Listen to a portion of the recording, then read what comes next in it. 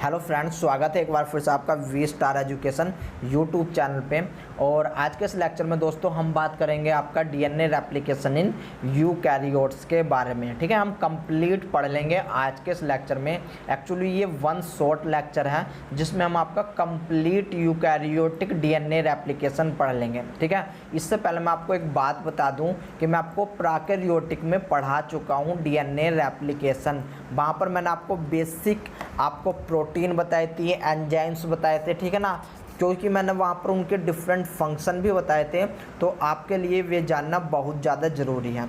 हो सकता है आप डायरेक्ट इस क्लास पे जंप करे हो, तो एक बार मेरी तो आपको यही सलाह रहेगी कि आप पहले एक बार प्रोकैरियोटिक का रेप्लिकेशन पढ़ लो, क्योंकि वहाँ पर मैंने आपको काफ़ी बेसिक बातें बताई हैं। क्योंकि यहाँ पर मैं बेसिक बातें वे नहीं बताऊँगा, डायरेक्ट आपको जो है प्रोसेस के अंदर लेकर के जाने वाला हूँ। ठीक है ना, तो वैसे लेक्चर लंबा रहेगा, जो मुझे लगेगा कि आपको ये बताना है वो मैं बताऊंगा। ठीक है ना, बट एक बार मेरी सलाह यही रहेगी कि आप जो है प्रीवियस जो मैंने आपको लेक्चर प्रोवाइड कराए थे प्रोकैरियोटिक रेप्लिकेशन के लिए, भी आप देख लीजिए। ठीक है ना, उनका जो लिंक है मैं आपको डिस्क्रिप्शन बॉक्स में दे दूंगा। ठीक है ना, डिस्क्रिप्शन बॉक्स में दे दूंगा। तो चलिए आइए, मैं मानता हूं कि आपने जो है वे लेक्चर देख लिए हैं, तो स्टार्ट करते हैं अपना रेप्लिकेशन यूकैरियोट में। ठीक है ना, यूकैरियोट में स्टार्ट करते हैं। तो देखो भाई साहब, जब हम यूकैरियोट्स एंड प्रोकैरियोट्स के जेनेटिक मटेरियल को कंपेयर करते हैं तो हमें धरती आसमान का जो है फ़र्क नज़र आता है। ठीक है ना, धरती आसमान का फ़र्क नज़र आता है। ऐसा क्यों? क्योंकि भाई साहब देखो, अगर मैं बात करूं बेस पेयर की, तो आपको बेस पेयर कहां पर ज़्यादा मिलेंगे? यूकैरियोट्स में। प्रोकैरियोट्स में मैंने आपको बताया था कि यहां पर कितने बेस पेयर होते हैं, यहां पर आपके 4.54 मिलियन बेस पेयर पाए जाते हैं। ठीक है ना, मिलियन बेस पेयर यहाँ पर पाए जाते हैं। जबकि अगर मैं बात करूँ यूकैरियोट्स के अंदर, तो यहाँ पर आपके ऑलमोस्ट 6 बिलियन, याद रख लेना कितने, 6 बिलियन बेस पेयर पाए जाते हैं। ठीक है ना, 1 मिलियन में कितना होता है? 1 मिलियन में आपका होता है 10 लाख, जबकि 1 बिलियन में होता है 1 खरब। ठीक है ना, तो यहाँ पर देखो कितना बड़ा अंतर है आपके जो जेनेटिक मटेरियल में। जबकि यहाँ पर प्रोकैरियोटिक में जो जेनेटिक मटेरियल होता है वो सर्कुलर होता है। वो कैसा होता है? सर्कुलर होता है। जबकि अगर मैं यहाँ पर बात करूँ यूकैरियोट्स में, तो जो जेनेटिक मटेरियल होता है वो कैसा होता है? लीनियर होता है। वो कैसा होता है? लीनियर होता है। अगर मैं बात करूं तीसरे डिफरेंस के बारे में, तो देखो भाई साहब, यहाँ पर जो प्रोकैरियोटिक होती है कोई भी हिस्टोन प्रोटीन नहीं पाई जाती, कोई भी हिस्टोन प्रोटीन नहीं पाई जाती। जबकि जो आपका यूकैरियोट्स होता है, यहाँ पर आपको हिस्टोन प्रोटीन भर भर के देखने को मिलेगी। ठीक है ना, हिस्टोन प्रोटीन कैसी मिलेगी? भर भर के देखने को मिलेगी। अगर मैं जेनेटिक मटेरियल की बात करूँ तो यहाँ पर 40% आपकी हिस्टोन प्रोटीन होती है। ठीक है ना, कितनी होती है? 40% आपकी ऑलमोस्ट हिस्टोन प्रोटीन होती है। और गाइज आपको पता होगा जो हिस्टोन प्रोटीन होती है, हिस्टोन प्रोटीन क्या करती है? मान लो ये आपकी हिस्टोन प्रोटीन है, तो ये डीएनए की पैकेजिंग में हेल्प करती है, यानी कि डीएनए को कंडेंस करके रखती है। ठीक है ना, डीएनए को क्या करेगी? ये कंडेंस करके रखेगी, यानी कि पैकेजिंग करके रखेगी।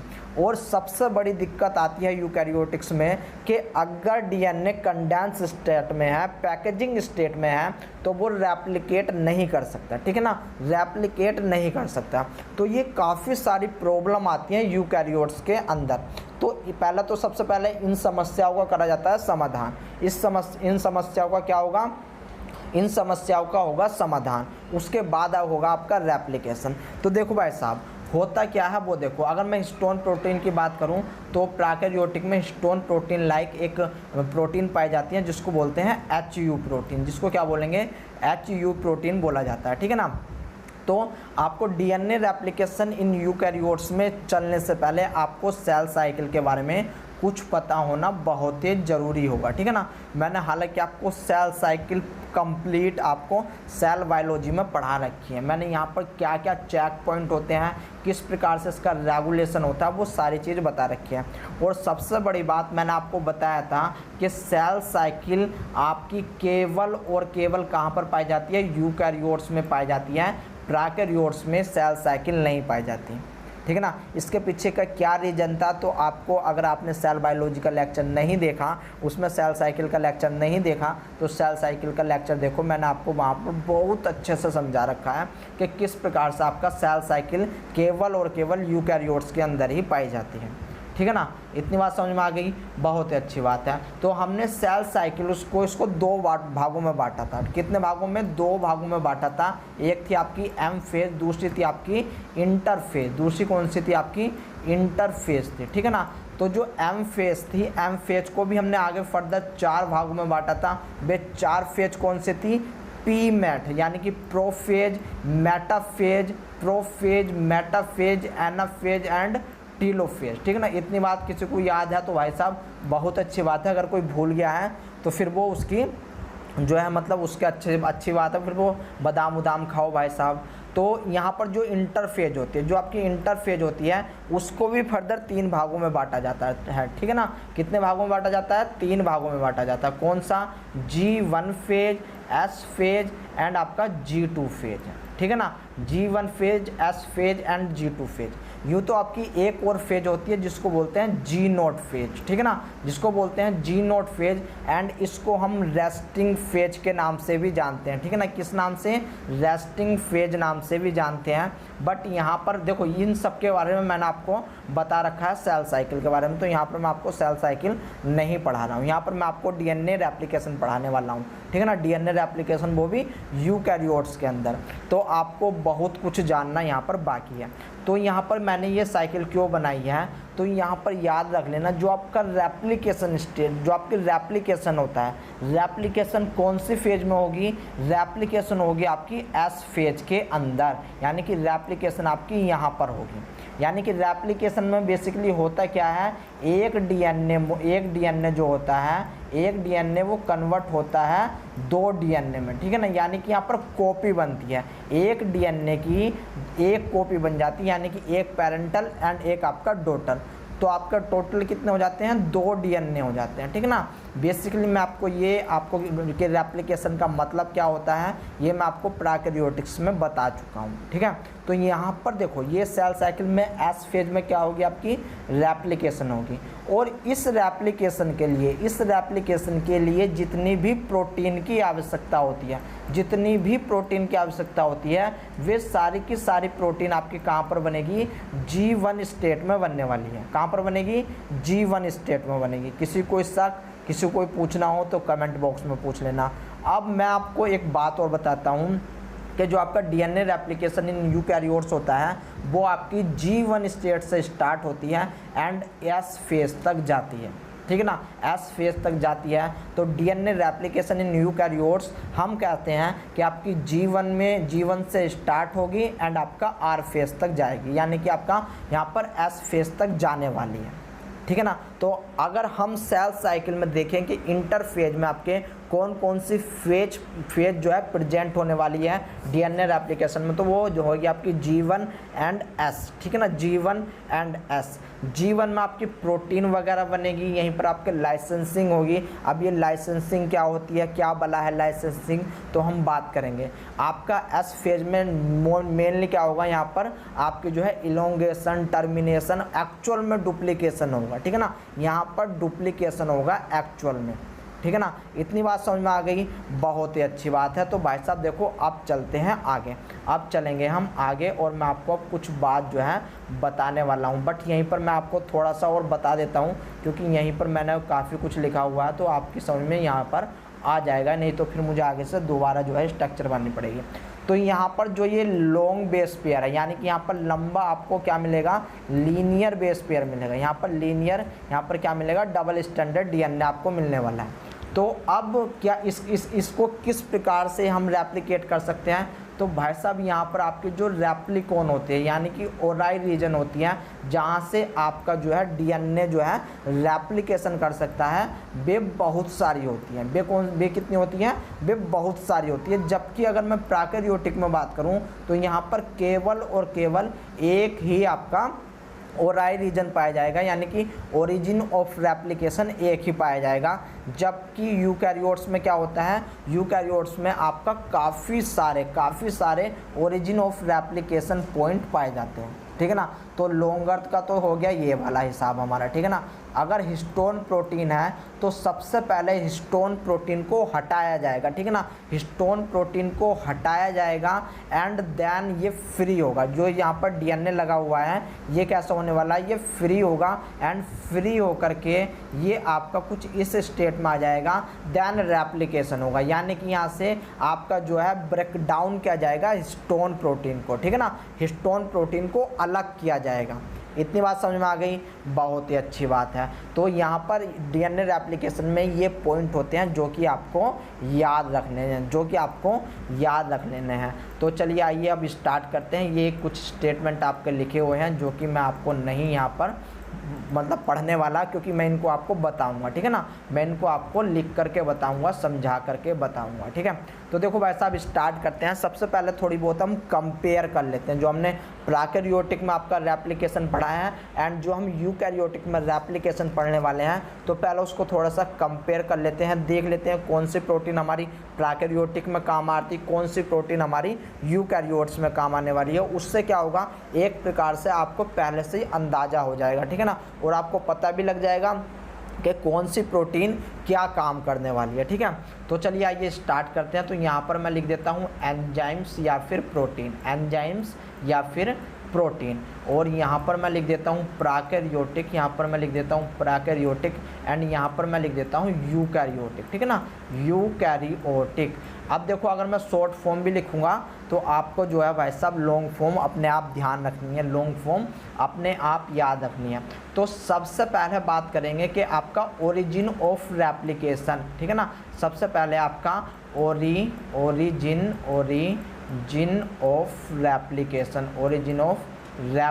की बात करते हैं, ठीक है ना। तो ओरिजिन ऑफ रेप्लिकेशन पीके में क्या होता है, तो यहाँ पर इसको बोलते हैं ORIC के नाम से जाना जाता है, ठीक है ना। किस नाम से, ORIC के नाम से जाना जाता है, वेरी वेरी इंपॉर्टेंट। जबकि यूकैरियोटिक में इसको ARS के नाम से जानते हैं। किसके नाम से जानते हैं, ARS के नाम से जानते हैं, ऑटोनोमसली रिकॉग्नाइजेशन सीक्वेंस, ठीक है ना। इसकी फुल फॉर्म है, अगर याद करना चाहोगे तो याद कर लेना, बहरहाल तुम्हारी इच्छा है, मत चाहे तो मत भी करना। अगर हम इस ORIC को हमने, अगर आपको याद होगा कि प्रोकैरियोटिक में इस ORIC को 2 भागों में बांटा था, ठीक है ना। कितने भागों में बांटा था, 2 भागों में बांटा था। एक को कहा था 13 मर एंड दूसरे को कहा था 9 मर। एक को कहा था 13 मर, एक को कहा था 9 मर, आपको याद हो तो। अब यहाँ पर क्या हुआ था कि जो इनिशिएशन हुआ था, जो रेप्लिकेशन का इनिशिएशन हुआ था वो 9 मर से हुआ था। यानी कि इनिशिएशन कहाँ से हुआ था, 9 मर से हुआ था। एंड जो मेल्टिंग हुई थी, जो आपका डीएनए जो अनबाइंड हुआ था वो कहाँ से हुआ था, 13 मर से हुआ था, ठीक है ना। अब ये 9 मर का मतलब क्या है, 13 मर का मतलब क्या है, मैं आपको पीछे बता चुका हूँ। तो यहाँ पर हुई थी आपकी मेल्टिंग, यहाँ पर क्या हुई थी आपकी मेल्टिंग, यानी कि अनबाइंडिंग हुई थी, ठीक है ना। इतनी बात याद रख लेना। अब सेम ARS, और एक बात और याद रख लेना, यहाँ पर जो ORIC होता है, अगर मैं यहाँ पर पूछूं कि कितने बेस पेयर का होता है, तो भाई साहब याद रख लेना ये 22, ये होता है आपका 254 बेस पेयर का होता है, ठीक है ना। अब ये बेस पेयर क्या होते हैं, इस चीज़ को भी मैं आपका प्रोकैरियोट्स के रेप्लिकेशन में बता चुका हूँ, ठीक है। तो सेम ARS के अंदर भी आपके कुछ बेस पेयर होते हैं। इसमें जो बेस पेयर की संख्या होती है वो होती है आपकी 100 से लेकर के 200 तक, 100 से लेकर के 200 तक यहाँ पर बेस पेयर पाए जाते हैं, ठीक ना। 200 से आपके 200 तक बेस पेयर पाए जाते हैं। ओरिजिन ऑफ रेप्लिकेशन क्या है कि आपका जो है डीएनए, जो डबल स्टैंडर्ड डीएनए है, वहाँ पर एक ऐसा स्थान जहाँ से आपका रेप्लिकेशन स्टार्ट होना होता है, उसको बोलते हैं ओरिजिन ऑफ रेप्लिकेशन। इतनी बात समझ में आ गई, बहुत अच्छी बात है। तो यहाँ पर जो ये ARS होता है, ऑटोनोमसली रिकॉग्नाइजेशन सीक्वेंस, इसको हम 4 भागों में बांटते हैं मेनली। इसको कितने भागों में बांटेंगे, इसको हम 4 भागों में बांटेंगे, याद रख लेना। ये 4 भाग कौन से होते हैं, पहले को बोलते हैं A, दूसरे को बोलते हैं B1, याद रख लेना V1, तीसरे को बोलते हैं B2, क्या बोलेंगे B2, एंड आपके चौथे को बोलेंगे V3, ठीक है ना। अब इनके क्या क्या फंक्शन होते हैं, कहाँ से मेल्टिंग स्टार्ट होती है, तो वो बात करेंगे हम आगे। अभी हम केवल और केवल कंपेयर कर रहे हैं, तो भाई साहब इसको ध्यानपूर्वक सुन लो, ठीक है। दूसरे नंबर पर आता है हमारा क्या, हमारा आता है ORC रीजन, यानी कि जो आपका इनिशिएटर प्रोटीन भी कह सकते हैं, ठीक है ना, यानी कि ORC, जिसको हम इनिशिएटर प्रोटीन के नाम से भी जानते हैं। तो यहाँ पर याद रख लेना, मैं ORC ना लिख करके इसको मैं इनिशिएटर प्रोटीन लिख रहा हूँ। क्या लिख रहा हूँ यहाँ पर, इनिशिएटर प्रोटीन लिख रहा हूँ। तो मैंने यहाँ पर लिख दिया आपका इनिशिएशन प्रोटीन। एक्चुअली मैं माउस का यूज कर रहा हूँ, तो भाई साहब मुझे जो है इनिशिएशन प्रोटीन, तो मुझे इसलिए जो है लेट जो है मैं लेट लिख पा रहा हूँ। बट आपको देखो भाई साहब सब्र करना पड़ेगा। अगर आपको मेरी गति धीमी लग रही हो तो *2 की स्पीड में करके देख लेना, बाकी आपकी इच्छा है, ठीक है ना, बाकी आपकी इच्छा है। तो इनिशिएशन, जो आपकी इनिशिएशन प्रोटीन होती है यहाँ पर होती है आपकी, उसको किस नाम से जानते हैं, तो याद रख लेना, यहाँ पर इसको बोलते हैं DNA, ठीक है ना। इसको क्या बोलेंगे, इसको बोलेंगे DNA, ठीक है ना, DNA बोला जाता है। जबकि यहाँ पर जो आपका यूकैरियोट्स होता है इसमें बोलते हैं इसको ORC, इसको क्या बोलते हैं ORC, रिकॉग्नाइज कॉम्प्लेक्स होता है ये, ठीक है ना। इतनी बात समझ में आ गई, बहुत ही अच्छी बात है। अब इसके बाद क्या मैंने आपको बताया था कि आपकी बारी आती है हेलिकेज की, ठीक है ना, हेलिकेज की, और उसमें भी हेलिकेज लोडर को देखते हैं सबसे पहले, ठीक है ना। तो यहाँ पर मैं लिख देता हूँ हेलिकेज लोडर, हेलिकेज लोडर। यहाँ पर जो पीके है हेलिकेज लोडर को बोला जाता है यहाँ पर DNA-C, क्या बोला जाएगा, DNA-C बोला जाएगा। इतनी बात याद रख लेना। और यहाँ पर क्या बोला जाएगा, CD6 एंड CD1 बोलते हैं, ठीक है ना। इतनी बात याद होगी, बहुत ही अच्छी बात है। अब ये क्या काम करवाता है, इसके बाद हमारा नंबर 4 हेलिकेज की बारी आती है, ठीक है ना। अब ये तो हेलिकेज लोडर था जो हेलिकेज को लेकर के आ रहा था, बट अब मेन हेलिकेज की बारी आती है।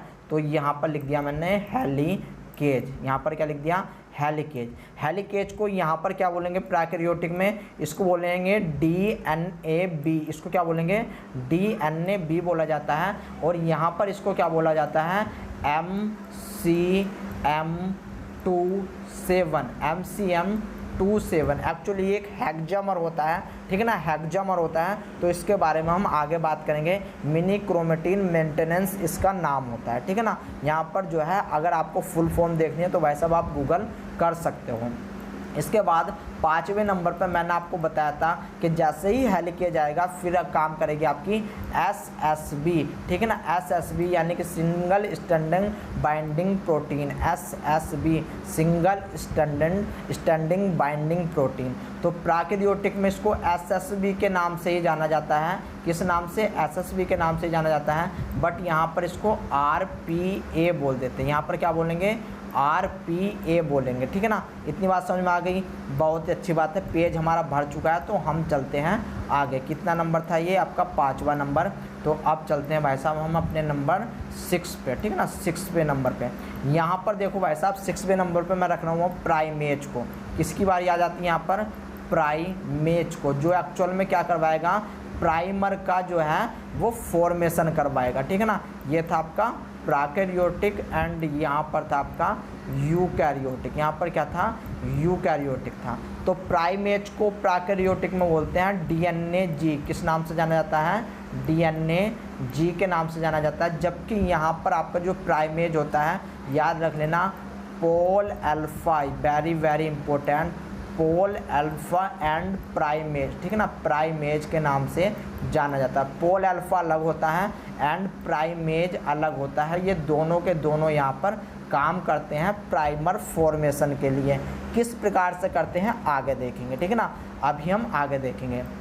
इसके बाद बारी आती है क्लैंप लोडर की। किसकी बारी आएगी, क्लैंप लोडर, क्लैंप लोडर। ये क्लैंप लोडर क्या होता है, तो भाई साहब ये DNA को जो है मतलब क्लैंप करवाता है, यानी कि जो आपका स्टैंड है उसके ऊपर जो है टिकाता है DNA पॉलीमरेज जो रहता है उसको, ठीक है ना।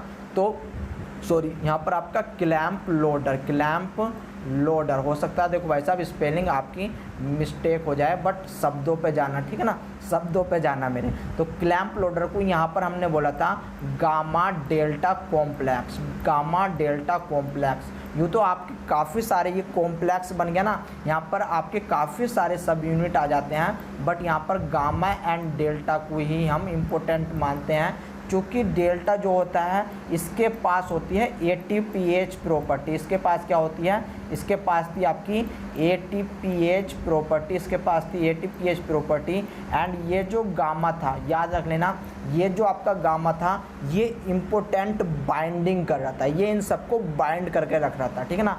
जबकि अगर क्लैंप लोडर की अगर मैं बात करूँ यूकैरियोटिक में, तो इसको यहाँ पर बोलेंगे RFC, इसको क्या बोलेंगे, RFC के नाम से जाना जाता है, ठीक है ना। इतनी बात समझ में आ गई, बहुत ही अच्छी बात है। अब इसके बाद हम बात करते हैं बीटा क्लैम्प के बारे में, ठीक है ना, बीटा क्लैम्प के बारे में। अब ये बीटा क्लैम्प क्या होता है मैं आपको बता चुका हूँ कि आपका एक्चुअल में जो DNA polymerase and stand, DNA polymerase और जो आपका स्टैंड है, स्टैंड से लटका हुआ होता है, ये आपका बीटा क्लैम्प, ठीक है ना। और ये ही भागता है। एक्चुअल में जो स्पीड आती है ना कि भाई साहब इतने न्यूक्लियोटाइड जोड़ दिए, इतनी न्यूक्लियोटाइड जोड़ दिए, यानी कि प्रोसेसिबिलिटी, एक प्रकार से जो प्रोसेसिबिलिटी आपको देता है, यानी कि आपके DNA लगातार किस प्रकार से जुड़ रहे हैं, तो ये बीटा क्लैम्प ही कर पाता है, ठीक है ना। ये कौन कर पाता है, बीटा क्लैम्प ही कर पाता है। और इसको प्रोकैरियोटिक में बीटा क्लैम्प के नाम से ही जाना जाता है। किस नाम से जाना जाता है, बीटा क्लैम्प के नाम से ही जाना जाता है। यूकैरियोटिक में इसको क्या बोलते हैं, इसको बोलते हैं PCNA, इसको क्या बोलेंगे, PCNA बोला जाता है। इतने में अगर किसी को प्रॉब्लम हो तो भाई साहब बता देना, नहीं है तो भी कोई प्रॉब्लम वाली बात नहीं है, मुझे तो खैर क्या प्रॉब्लम होगी। इसके बाद अगर मैं 9 नंबर की बात करूं तो यहाँ पर टोपो आइसोमरेज होता है। टोपो आइसोमरेज क्या होता है, टोपो आइसोमरेज एक्चुअली जो होता है टोपो आइसोमरेज एक एंजाइम रहता है जो कि सुपर कोइलिंग से बचाता है। एक्चुअली एक सेकंड को यहाँ पर बच्चे खेल रहे हैं, तो मैं ज़रा इनको थोड़ा सा भगाता हूँ, ठीक है। हाँ, एक्सट्रीमली सॉरी गाइज, वो बच्चे थे ना थोड़ा सा। एक्चुअली जहाँ पर मैं वीडियो शूट करता हूँ तो किवाड़ खुले रहते हैं, किवाड़ मतलब डोर पे, ठीक है ना, दरवाज़ा खुला हुआ रहता है। तो आ गए थे बच्चे, कोई बात नहीं। तो कहाँ पर छोड़ता हमने, टोपो आइसोमरेज के बारे में। हाँ, टोपो आइसोमरेज को अगर प्रोकैरियोटिक है तो यहाँ पर इसको बोलेंगे गाइरेज। इसको किस नाम से जानते हैं, इसको नाम से जानते हैं gyrase. And topo isomerase eukaryotic में याद रख लेना, इसको बोलते हैं टोपो फर्स्ट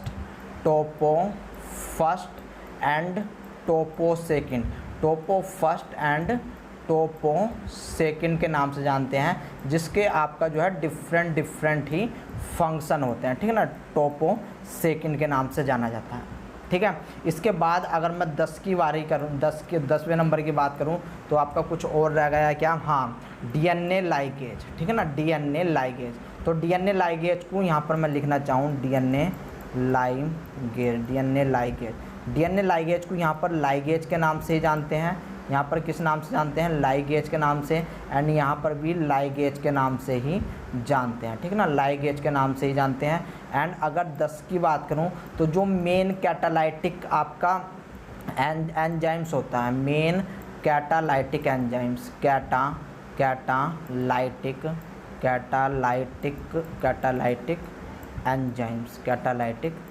एंजाइम्स, भाई साहब चल जाओ, एंजाइम्स, ठीक है, एंजाइम्स। एक सेकंड रुको गाइज, ठीक है।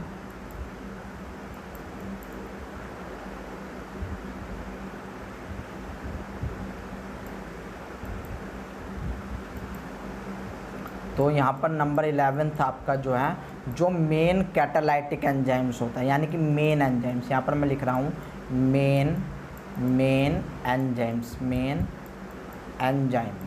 एंजाइम्स, ठीक है। तो यहाँ पर कौन सा होता है, उसका नाम होता है आपका, वो होता है आपका DNA पॉलीमरेज थर्ड, यानी कि पोल थर्ड। उसमें भी कौन सा, अल्फ़ा वाली जो सब यूनिट रहती है वो वाली, ठीक है ना। जबकि अगर मैं यूकैरियोटिक में बात करूं तो यहाँ पर रहता है आपका pol delta and epsilon, pol delta and epsilon and आपका एप्सिलॉन, ठीक है ना। इसके बाद अगर मैं 12वें नंबर की बात करूं तो भाई साहब 12वें नंबर पे मैं बात करता हूं यहाँ पर आरएनए रिमूवल की, ठीक है ना, जिसको हम प्राइमर रिमूवल भी बोल सकते हैं। तो यहाँ पर मैं बात करूँगा प्राइमर रिमूवल की, प्राइमर रिमूवल की, ठीक है ना, रिमूवल। अब देखो भाई इसको आप जो है अपनी तरफ से जो है लिख लेना अगर यहाँ पर कुछ मिट रहा है तो प्राइमर रिमूवल में कौन काम करता है प्रोकैरियोटिक में, पॉलीमरेज फर्स्ट कौन काम करता है, पॉलीमरेज फर्स्ट काम करता है, वेरी वेरी इंपॉर्टेंट। जबकि यूकैरियोटिक में कौन काम करेगा, आरएनएज एंड आपका फ्लैप एंडोन्यूक्लिएज एंजाइम्स, जिसको हम FEN1 के नाम से भी जानते हैं, ठीक है ना। अब वैसे तो आपके काफ़ी सारे और भाई साहब यहाँ पर एंजाइम्स वगैरह रह गए हैं, बट जैसे जैसे हम आगे बढ़ेंगे वैसे वैसे आपकी समझ में आता चला जाएगा। तो आगे बढ़ते हैं। तो देखो भाई साहब अब बात करते हैं हम यूकैरियोटिक डीएनए पॉलीमरेज के, ठीक है ना, यूकैरियोटिक डीएनए पॉलीमरेज की, जो कि चूँकि आपके लिए ये जानना बहुत ही ज़रूरी होता है। यूकैरियोटिक डीएनए पॉलीमरेज, ठीक है ना, डीएनए पॉलीमरेज, ठीक है ना। अब आप अपने आप समझाओ इसको। तो यहाँ पर क्या होता है, यहाँ पर एक्चुअली आपकी 14 प्रकार के डीएनए पाए जाते हैं, यानी कि 14 टाइप के आपके डीएनए पॉलीमरेज पाए जाते हैं। इतनी बात याद रख लेना भाई साहब, ठीक है ना। तो अब कौन कौन से होते हैं, वैसे तो लिस्ट आपको मैंने पीछे दे दी गई है, बट उसमें भी आपके 5 इम्पोर्टेंट रोल प्ले करते हैं, ठीक है ना। 5 इम्पोर्टेंट होते हैं, वे कौन कौन से, alpha, beta, gamma, delta, alpha, beta, gamma, delta and आपका एप्सिलॉन। तो यहाँ पर याद रख लेना, जो अल्फ़ा होता है एंड बीटा होता है, गामा, डेल्टा एंड एप्सिलॉन, तो सबके पास 5 प्राइम टू 3 प्राइम पॉलीमरेज, याद रख लेना कौन सी, पॉलीमरेज एक्टिविटी सबके पास होती है, इन सबके पास ये एक्टिविटी होती है, ठीक है ना। बट यहाँ पर जो अल्फ़ा एंड बीटा होते हैं, इनके पास जो पॉलीमरेज की एक्टिविटी होती है बहुत ज़्यादा स्लो प्रोसेस में होती है, यानी कि बहुत ज़्यादा स्लो होती है। इसके बाद बात करते हैं प्रूफ रीडिंग की, प्रूफ रीडिंग की। एंड प्रूफ रीडिंग को हम किस नाम से लिख सकते हैं भाई साहब, मतलब क्या किस डायरेक्शन से लिख सकते हैं, 3 प्राइम टू 5 प्राइम्स की डायरेक्शन होती है।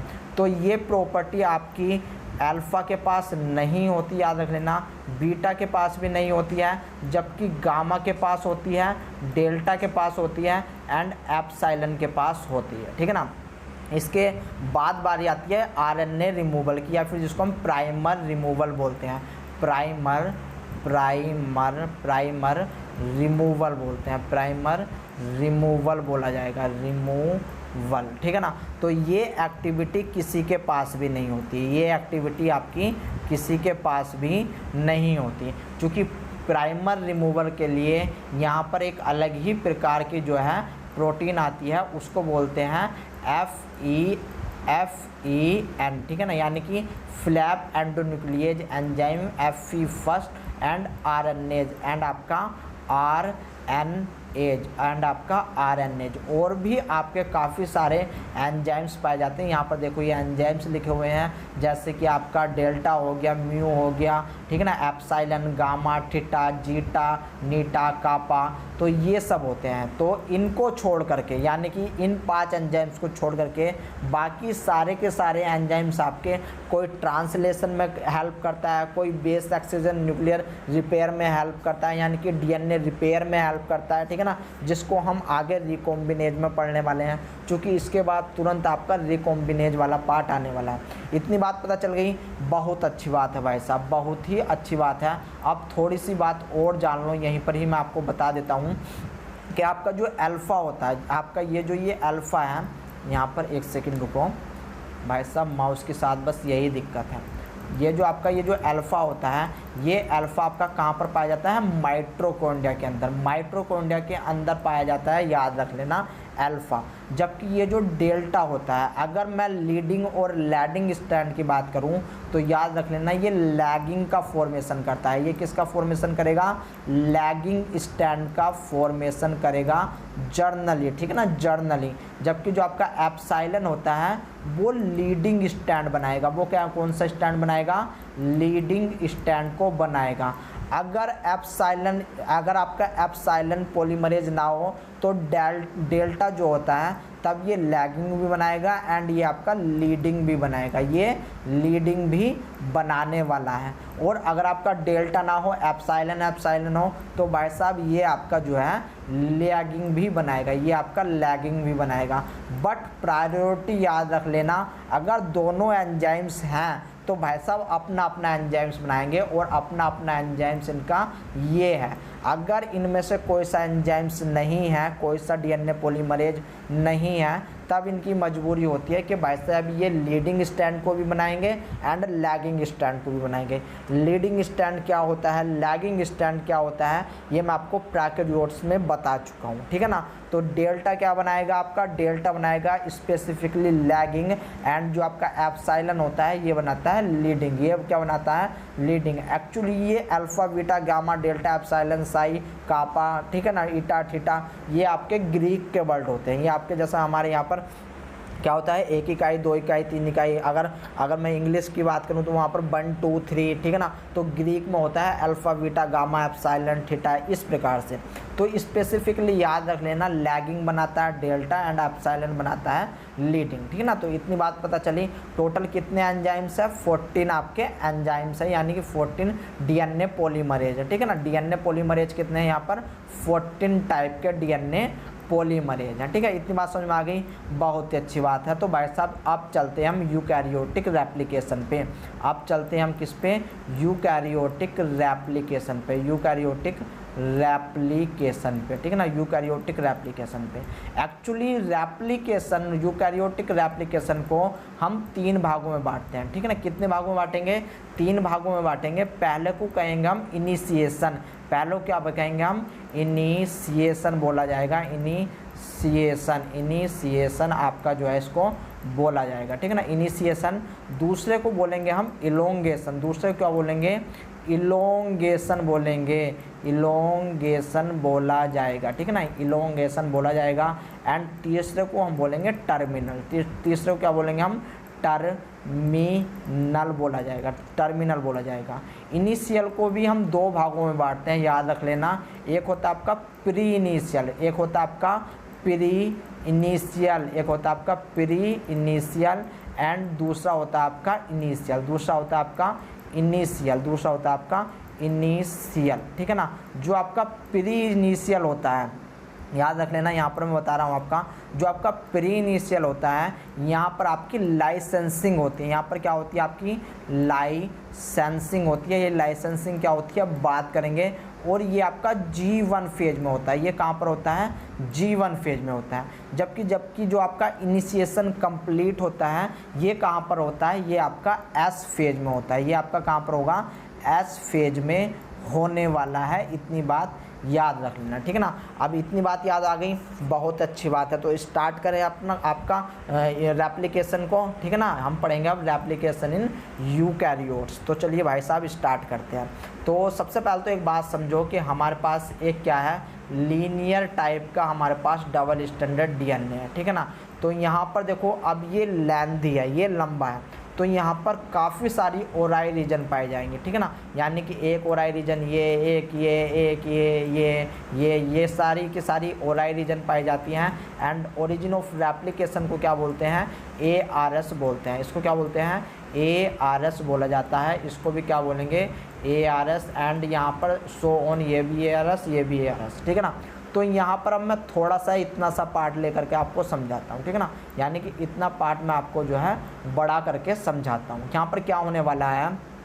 तो मैंने आपको बताया था जो आपका ARS होता है, जो आपका ARS होता है, मान लो मैं इसको बना लेता हूँ यहाँ पर। ये आपका जो है एक ARS मैंने उठा लिया। ये आपका कितने बेस पेयर का बना हुआ है? तो ये आपका 100 to 200 बेस पेयर का बना है। कितने का? 100 to 200 बेस पेयर का बना है। बहुत ही अच्छी बात है। अब इसको मैं 4 भागों में बांट सकता हूँ। इसको मैं कितने भागों में बांट सकता हूँ? 4 भागों में बांट सकता हूँ, यानी कि 4 कंजर्व्ड सीक्वेंस होते हैं। कितने? 4 कंजर्व्ड सीक्वेंस होते हैं। इस बात को भाई साहब याद रख लेना, पल्ले रख लेना, पल्ले गांठ बांध लेना, जो भी कहते हैं, ठीक है ना। पहले को बोलते हैं ए, पहले को क्या बोलेंगे? ए। दूसरे को बोलेंगे B1, दूसरे को क्या बोलेंगे? B1। तीसरे को बोलेंगे B2, तीसरे को क्या बोलेंगे? B2। एंड आपका नंबर 4 को बोलेंगे V3, नंबर 4 को B3, ठीक है ना। इतनी बात समझ में आ गई? बहुत ही अच्छी बात है। जो ए होता है यहाँ पर आपके स्पेसिफिकली 11 बेस पेयर होते हैं। कितने स्पेसिफिकली? 11 बेस पेयर होते हैं। और इसको कंसेंस कॉम्प्लेक्स यानी कि आपका ARS कंसेंस कॉम्प्लेक्स के नाम से जानते हैं। तो ARS का हम ए ले लेते हैं, कंसेस का हम सी ले लेते हैं, एंड कॉम्प्लेक्स का हम सी ले लेते हैं, ठीक है ना। या फिर हम इसको ओ भी कर सकते हैं, तो इसको हम ACO या फिर ACC के नाम से जानते हैं, ठीक है ना। इतनी बात समझ में आ गई? बहुत ही अच्छी बात है। हालांकि इसका कोई भी काम हमें जो है अभी तक स्पेसिफिकली पता नहीं है, तो हम इसके बारे में इतना ज़्यादा श्योर नहीं है, ठीक है ना, इतना ज़्यादा श्योर नहीं है। तो देखो भाई साहब, होता क्या है, पहला स्टेप आता है आपका लाइसेंसिंग का। पहला स्टेप किसका आता है? लाइसेंसिंग का स्टेप आता है। तो मैं यहाँ पर लिख देता हूँ लाइसेंसिंग। और ये सारा का सारा कहाँ पर चलता है? G1 फेज में। ये सारा का सारा कहाँ पर चलता है? G1 फेज में। होता क्या है कि ये जो आपका जो V1, V2, V3 ए है ना, यहाँ पर इसको एक प्रोटीन होती है, वो घेरे रहती है, ठीक है ना। वो प्रोटीन घेरे रहती है। वो प्रोटीन कौन सी होती है? FLR। वो प्रोटीन कौन सी होती है? FLR, ठीक है ना। ये प्रोटीन हो गई।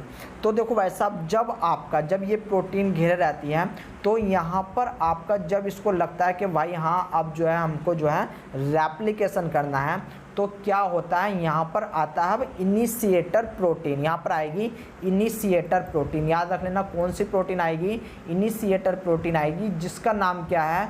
जिसका नाम है ORC। जिसका नाम क्या है? ORC। जिसका नाम आपका ORC। जैसे ही ये ORC आया, ये इस FLR को तोड़ देगा, ये इस FLR को तोड़ देगा, ठीक है ना। यानी कि ये जो जितना भी FLR फैला हुआ था, ये आपका जो है डिजोल्व हो गया। तो यहाँ पर आया ORC, ठीक है ना। ORC कहाँ पर आएगा? आपका V1 पे आएगा। याद रख लेना, ये पूछा जाता है कि आपका ORC कहाँ पर आकर के अटैच होगा, तो वो B1 पर आकर के अटैच होगा। एक्चुअली यही पहचान रहा है कि आपका जो ओरिजिन ऑफ रेप्लिकेशन है ना, इसको पहचानने का काम कौन कर रहा है? ये ORC पहचानने का काम कर रहा है। एंड ये जो आपका ORC आकर के अटैच हुआ, ये कहाँ पर आकर के अटैच होगा? B1 पे आकर के अटैच होगा। तो देखो भाई साहब, जैसे ये ORC आकर के यहाँ पर अटैच हुआ, अब ये एक दूर से एक प्रोटीन इसको चमकेगी, इसको एक दूर से प्रोटीन चमकेगी, जिसको बोला जाता है C। यहाँ पर लिख देता हूँ मैं CDC6। ये CDC6 को कहेगा कि भाई साहब तू भी मेरे पास आ जा, ठीक है ना, तू भी मेरे पास आ जा, तू भी मेरे से लग जा। तो ये CDC6 कहेगा ठीक है भाई साहब, मैं तेरे पास लग रहा हूँ, ठीक है ना। तो यहाँ पर देखो एक कॉम्प्लेक्स बनेगा ORC एंड CDC6 का। एक कॉम्प्लेक्स इसका होना ORC एंड CDC6 का, ठीक है ना। इतना कॉम्प्लेक्स बन गया, बहुत ही अच्छी बात है। अब चलते हैं आगे, क्योंकि उस पेज पर हमारा जो है वो फुल हो गया था, यानी कि जो है अब वहाँ पर हम कुछ और नहीं लिख सकते थे। तो ये तो A पार्ट है जिसकी हमें ज़रूरत फ़िलहाल में नहीं है। ये हमारा B1 है जिसकी हमें ज़रूरत है। ये हमारा V2 है एंड ये हमारा V3 है, ठीक है ना। ये हमारा V3 है। यहाँ पर मैं इसको बना देता हूँ थोड़ा थोड़ा, जिससे कि आपको जो है वो पता लगे, ठीक है। तो जो हमारा ORC कॉम्प्लेक्स, था, ORC कॉम्प्लेक्स में हमारा क्या था, मैं इसको मतलब ऐसा करके बना रहा हूँ। यहाँ पर हमारा क्या है, एक तो है ORC और इसी से लगा हुआ है हमारा क्या है CDC6। अब आप कहोगे कि सर आपने तो CDC6 एंड CDT1 ये आपने हेलिकेज लोडर बताया है, तो यहाँ पर क्या होगा? तो भाई साहब एक ही CDC6 ढूंढना है। CDC6 तो आपके काफ़ी सारे हैं, ठीक है ना, काफ़ी सारी प्रोटीन बनी हुई है। तो यहाँ पर ये प्रोटीन बन जाती है, ठीक है ना, ये प्रोटीन बन जाती है। अब ये प्रोटीन जैसे ही बनी, तो यहाँ पर एक प्लेयर निकल के आता है। यहाँ पर क्या आता है, यहाँ पर एक प्लेयर निकल के आता है जिसका नाम होता है CDC6 एंड CDT1, ठीक है ना। ये प्लेयर है, ठीक है ना, ये क्या है, प्लेयर है, ये एक प्लेयर है। अब इसने इस कॉम्प्लेक्स को देख लिया दूर से कि हाँ भाई ये कॉम्प्लेक्स बनना है, तो इसने कहा ओहो ठीक है भाई साहब, अब जो है मेरी बारी आती है। इसको हम हेलिकेज लोडर के नाम से जानते हैं। इसको किस नाम से जानते हैं, हेलिकेज लोडर के नाम से जानते हैं, हेलिकेज लोडर के नाम से इसको जानते हैं। तो ये अब हेलिकेज को पकड़ेगा। हेलिकेज जरा थोड़ा सा दूर है, तो ये हेलिकेज को आवाज़ देगा कि ओ भाई हेलिकेज इधर आ जा ना, इधर आ जा। तो हेलिकेज आएगा दौड़ा दौड़ा इसके पास। अब यहाँ पर बना दिया मैंने हेलिकेज। हेलिकेज क्या है भाई साहब, आपका MCM 27। एक्चुअली हेलिकेज असल में होता कैसा है, तो इसकी 6 यूनिट होती हैं। इसकी कितनी यूनिट होती हैं, इस प्रकार से 6 यूनिट होती हैं, और ये कुछ गोलाई में इस प्रकार से जो है जुड़ा हुआ रहता है, ठीक है ना। इस प्रकार से ये जुड़ा हुआ रहेगा, जिसकी जो है आपको 6 यूनिट देखने को मिलेगी, यानी कि 2 से लेकर के 7 तक, 2 से लेकर के 7 तक। यहाँ पर स्टार्टिंग में क्या होता है, अब स्टार्टिंग में जैसे ये इससे जुड़ा है ना, तो यहाँ पर क्या है, मान लो अब मैं यहाँ पर इसको बनाने की अगर कोशिश करूँ तो ये कुछ इस प्रकार से रहता है, जिसमें बीच में जो है स्पेस होता है। यानी कि अगर मैं इसको बनाऊं तो यहाँ पर हम जो है बीच में से कुछ भी गुजार सकते हैं इसके, यानी कि बीच में जो है स्पेस होता है। ये ओपन इस कंडीशन में होता है। ये कैसी कंडीशन में होता है, ये आपका ओपन कंडीशन में होता है, इसलिए हम इसको गेट ओपन के नाम से भी जानते हैं। इसको किस नाम से जानते हैं, गेट ओपन के नाम से भी जानते हैं, ठीक है ना। इस कंडीशन में था, तो इस CDC6 एंड CDT1 ने क्या काम किया, इसने इसको इस पे लोड कर दिया, ठीक है ना, यानी कि ORC कॉम्प्लेक्स पे लोड कर दिया, ORC कॉम्प्लेक्स पे इसको लोड कर दिया। और जब ये लोड होता है, तो लोड होने के बाद अब ये ORC एंड CDT कॉम्प्लेक्स पे लोड नहीं होगा, यहाँ पर याद रख लेना, ये यहाँ पर लोड नहीं होगा, ये जगह प्रोवाइड कराएगा यहाँ पर B2 पर। ये जगह कहाँ पर प्रोवाइड कराएगा, B2 पर प्रोवाइड करवाएगा। एक सेकंड रुको दोस्तों, ये बना दिया मैंने दोबारा से। ये जो है B2 पर जो है जगह प्रोवाइड करवाएगा, ये जो है B2 पर आपको जगह प्रोवाइड कराएगा, एंड ये इसको B2 पे लोड करवाएगा। यानी कि आपका MCM 27 कहाँ पर लोड होगा, B2 पर लोड होगा। वेरी वेरी इंपॉर्टेंट, जो कि आपसे पूछा जाता है कि MCM 27 कहाँ पर लोड होता है, तो वो अब B2 पर लोड होगा, B2 पर लोड होगा। तो चलो भाई साहब, इसको मैं जो हूँ अब थोड़ा आपके लिए आगे बना देता हूँ, ठीक है ना। तो यहाँ पर बनाया मैंने ये डबल स्टैंड, ठीक है ना। आपका क्या बना दिया, डबल स्टैंड बना दिया। ये आपका था A, ये था आपका V1, ये था V1, ये आपका V2, ये था V2, एंड ये आपका V3, ये क्या है V3। तो यहाँ पर A का तो कोई काम नहीं पता था, ये V1 किसको कर रहा था, यहाँ पर ORC रीजन आकर के अटैच था, ठीक है ना, ORC। और इस ORC एंड CDC6 ने, ORC एंड CDC6 ने इस B2 के ऊपर एक प्रोटीन को, एक हेलिकेज को लोड करवा दिया, जिसका नाम था MC। अगर मैं इसको सही से बनाने की कोशिश करूँ तो भाई साहब मैं इसको थोड़ा सा सही ही बना देता हूँ, ठीक है ना, क्योंकि आपकी समझ में जो है अच्छा आने वाला है, ठीक है ना। यहाँ पर इस प्रकार से ये जो है अपनी यूनिट में जो है लग जाएगा। यानी कि अब देखो ये जो है 6, आप ये 6 है, ठीक है ना, हेक्सामर होता है। तो एक MCM लोड हो गया, एक MCM लोड हो गया। बट भाई साहब एक MCM से कुछ नहीं होने वाला। यहाँ पर MCM 27 के 2 आपको प्रोटीन चाहिए, यानी कि 2 कॉम्प्लेक्स चाहिए। तो एक और आपका MCM लोड होगा, यानी कि एक MCM यहाँ पर लोड होने वाला है, ठीक है ना। एक MCM अब आपका यहाँ पर लोड हो जाएगा ऐसे। और अभी तक क्या है कि इनके बीच में को भाई साहब हम कुछ भी गुजार सकते हैं। यानी कि अगर मैं ये MCM बनाऊं तो इनके बीच में को हम कुछ भी गुजार सकते हैं। यानी कि गेट कैसा अभी भी आपका ओपन टाइप का गेट है। गेट कैसा है आपका, ओपन टाइप का गेट है, ठीक है ना। तो यहाँ पर अभी भी ये देखो G1 स्टेट में चल रहा है। ये सब का सब आपका कहाँ पर चल रहा है, तो ये सब अभी तक आपका जो है G1 स्टेट में चल रहा है, ठीक है ना। एक सेकंड दोस्तों, तो स्टार्ट करते हैं दोबारा से। एक्चुअली आज ज़्यादा ही कुछ परेशान करने वाले प्राणी जो हैं आसपास हैं, तो कोई बात नहीं, कहाँ पर छोड़ा था, यहाँ पर। हाँ, आपके 2 MCM जो थे वे यहाँ पर अटैच हो जाते हैं B2 से, ठीक है ना, B2 से अटैच हो जाते हैं। बट ये कैसा है, ये इनएक्टिव है। ये कैसा है, ये MCM क्या है, हेलिकेज है, एंड ये आपका इनएक्टिव है। एंड हेलिकेज का क्या मतलब होता है कि ये ब्रेक डाउन करता है आपके हाइड्रोजन बॉन्ड को। ये ब्रेक डाउन किसको करेगा, हाइड्रोजन बॉन्ड को करेगा, बट ये अभी भी इनएक्टिव है, ठीक है ना। इनएक्टिव है तो वैसा भी ये क्या ब्रेक डाउन करने वाला है, कुछ ब्रेक डाउन नहीं करेगा। तो अब इस MCM पर एक कॉम्प्लेक्स आकर के जुड़ेगा, ठीक है ना। इस MCM पे एक कॉम्प्लेक्स आकर के जुड़ेगा जिसको बोलते हैं हम CDC45 एंड आपका MCM complex, MCM complex and आपका GINC, ठीक है ना, GINC आपका आकर के जुड़ता है, ठीक है। सॉरी, ये आपका GINC नहीं है, ये आपका GINS है, GINS है, ठीक है ना, GINS है। तो यहाँ पर आपका GINS आकर के जुड़ जाएगा। इन तीनों को मिला करके हम अब क्या बोलेंगे, इसको बोलेंगे हम CMG कॉम्प्लेक्स इसको बोला जाएगा, ठीक है ना, CMG कॉम्प्लेक्स इसको बोला जाएगा। ये बात आप याद रख लेना। इसके बाद आपका क्या होता है कि यहाँ पर अब ये पूरा का पूरा कॉम्प्लेक्स बन गया, यहाँ पर कॉम्प्लेक्स बन गया। यहाँ पर अगर मैं इसको बनाना चाहूँ तो इसको मैं चलो आगे ही बना देता हूँ, ठीक है ना, इसको मैं आगे ही बनाने की कोशिश करता हूँ। यानी कि अब आपको स्टैंड कुछ इस प्रकार से चमकेगा। ये आपका कैसा है, डबल स्टैंड है, ठीक है ना, ये आपका डबल स्टैंड है अभी भी। और यहाँ पर आपका A1 है, ये आपका V1 है, ये आपकी B2 है, ये आपकी क्या है, V2 है, एंड ये आपका जो है V3 है, ठीक है ना, V3 है।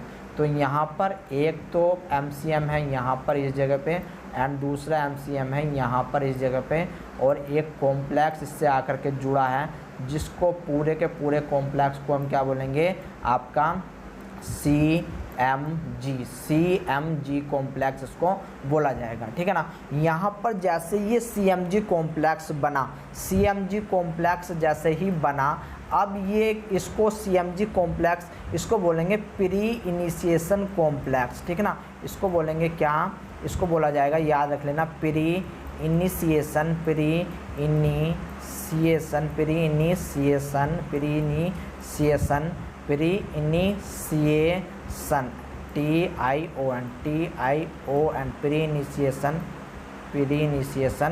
Replication complex. क्या बोला जाएगा,